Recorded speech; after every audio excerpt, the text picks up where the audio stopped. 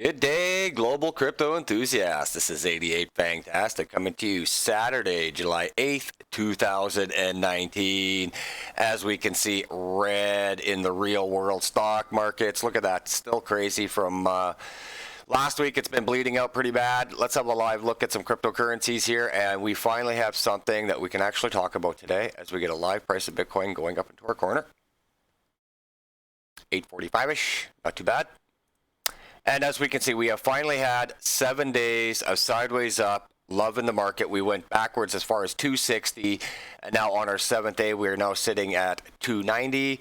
And let's go have a look and see, after 7 days of solid growth in the market, who's getting what.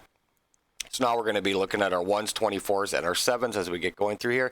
And you can see our market at 290. We've been going back and forth between 288 and about 290. I don't know if we've hit 293 yet, but 288 to 293 on a daily average right now. As every pullback over the last couple of days, we've actually grown just a little bit more, which is really encouraging. We haven't had any massive pullbacks since 8 days ago. So let's see who we've got moving in our last 7 days. We see Bitcoin almost 15% at 14.5. Ethereum had a really, really good week. Look at 7% in Ethereum. Ethereum was sitting at that $210 range there for the longest time. Ripple, again, kind of stuck in no man's land, and that's going to be one of our articles here today. We're also going to be talking about Grayscale, what they're doing today, and Bitcoin and the actual stock market as we opened up with the red in the real world market as well. So let's keep going down our list here. We see Bitcoin, Litecoin got 7.5% over the week. Bitcoin Cash at 9% over the week. Monero with 11.5%. Tezos with its big announcement early last week, obviously was 7-8 days ago with its 38.5% over the week. Chainlink at 11.1, but that basically all came yesterday. Neo at 5%, Cosmos at 4%. And again, so what we're seeing right here is really, we got 3, maybe 4 coins in the top 20 that got some of that love. Now let's keep scrolling down the list, because we talked the last video that we were noticing most of the money from that 260 to 290 was going in the 100s to 300s. And let's keep scaling down here. And as we can see, we're not really seeing a whole bunch. Hedge trade at 19% on the week. Silverway, negative 45. Wow. Thorcoin, 20%. Very nice. KuCoin shares with its new lockup period. This is going to be crazy for a long time.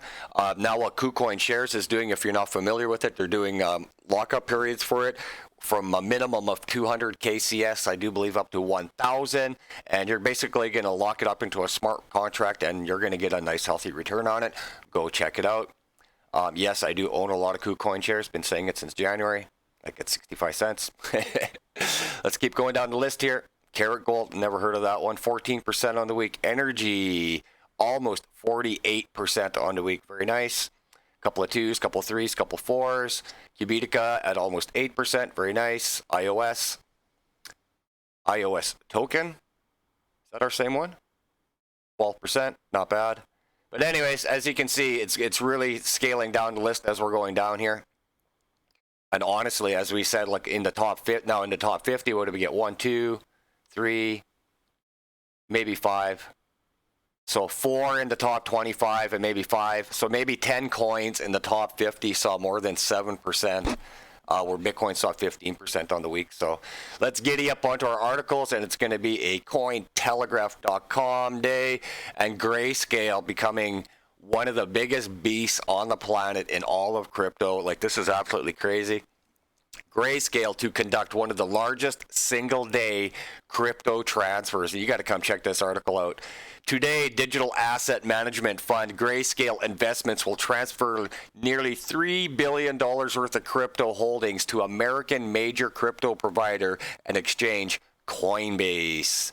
As Forbes reported on August 2nd, Grayscale is going to move almost $3 billion worth of its digital currency holdings, BTC, BCH, ETH, LTC, and Ripple, among some of the other tokens, to Coinbase, wherein Coinbase Custody will serve as custodian of the underlying assets of the company's products. For me, I'm not too sure why you would actually transfer it over there to begin with. As a New York State chartered trust company, Coinbase Custody is held to the same fiduciary standards as national banks. We also offer some of the broadest and deepest insurance coverage in the crypto industry. Oh, that's pretty cool. So anyways, Grayscale up as of July 9th. They were up 296%, whereas you see the mainstream S&P up 18, Dow 12.9. And the whole bit. So Grayscale is also that company on TV that's telling you to ditch gold and buy Bitcoin. And again, you should just buy both if you actually have the money to actually do it. So pretty cool stuff over there. A lot of money being moved. Again, pieces of the puzzle all being put together for the rest of this year. Again, over at Cointelegraph.com, we got behind Ripple's regulation call. Do not paint us with a broad brush. Okay, so this article, I'm just going to do maybe one or two inserts, and you'll have to come and do it. Again, I'm actually a fan of the Ripple company itself. I am 100% against XRP as a cryptocurrency itself. There's just, for me, there's no need for it whatsoever. And what's happening here is they're getting a little bit pissed off that they're kind of getting lumped into the same group as Facebook. But at the same time, you know what? They should be lumped into it. Where's the article I wanted to read? There's one. It shows the wallet differential in here. Compliance across the board. I mean, when you go through this article, I actually agree with a lot of what the CEO from Ripple is actually talking about in here. And I apologize, I'm missing the line here, but it just basically talks about where it scares the community because the vast majority of Ripple's wallet are circulating supply is literally owned by the company itself. Like it's literally 90 to 92%. And that other 8 to 10% is actually what you and me and everybody else is actually investing in. So that's why I personally don't like it whatsoever. So anyways, we'll move on to our next article over here. Again, that article is just Ripple defending itself against Facebook's Libra and being lumped in with the U.S. government and the whole bit. Next article goes on, Bitcoin goes beyond 10K as U.S. stock markets drop amid trade fear wars. Honestly, it's a normal market for us. I don't think any of the market and the bad news they got from the Fed and the stock market, I don't think any of that has had absolutely any reaction on us whatsoever. I think we're just going through a normal phase in the cryptocurrency cycles. Like we have our swings and our ups and downs, but to go from 260 to 290 over 7 days, that's not, I don't think that's just par for the course in cryptocurrency. So Friday, August 2nd, Bitcoin BTC consolidated around the 10,005 mark, while the top 20 coins by the market are seeing mixed signals. And this is what we've been talking about over the last few months, as we've seen basically every coin in the market, other than maybe ETH, pretty much get bled out and then put back a little bit into ETH, and the vast majority of everything that's been getting bled out has gone back into Bitcoin. That's what we've talked about here for 6-7 months now. So following a recent bullish move, Bitcoin continued to fluctuate around the 10,400 mark today, while an intraday high amounted to the 10,654. And that's what we talk about when we come over here. When we look at our Bitcoin over here on the intraday, this is my favorite chart to watch of all. Constant price moving up and down as it's live like that. Today, since last night, Bitcoin was really a beast. Every time it dropped back a few, it pushed up a little bit more. And the same thing we're seeing right now is Bitcoin has been fighting between the 10,008. No, actually, I've seen it at about 10,770-ish earlier this morning. But then we see the really healthy push forward some more. So again, we've had 7 days of constantly nice growth. Market fighting between that 288 and about the high 282 mark. I don't know if we've actually touched 283 yet, even though 293, sorry.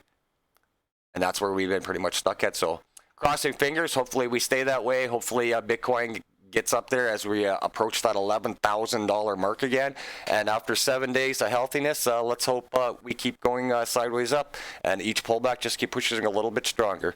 So anyways, that's all we got for you guys. Watch out for the Grayscale, check out Ripple, and watch those real stock markets as we get a little bit more money and a little bit more progress into this market. Enjoy your weekend, everybody. This is 88 Fantastic, showing you how to take a bite out of the cryptocurrency market. Take care, y'all.